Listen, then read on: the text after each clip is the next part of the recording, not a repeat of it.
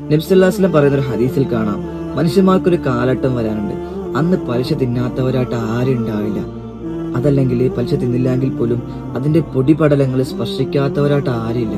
ചിന്തിച്ചു നോക്കുക, ഇന്ന് ഈ ഒരു കാലഘട്ടത്തില് EMI ഇല്ലാണ്ട്, ബാങ്ക് ലോൺ ഇല്ലാണ്ട് ആരുള്ള? എല്ലാത്തിനും പലിശയുടെ അംശങ്ങൾ കലർന്നുകൊണ്ടിരിക്കുകയാണ്.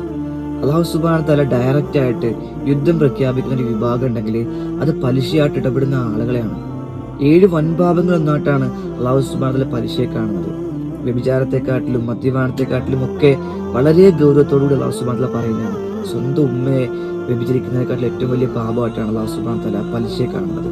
എന്നാൽ അതിന്റെ ഗൗരവം നമ്മുടെ ഉമ്മത്ത് മനസ്സിലാക്കുന്നില്ല.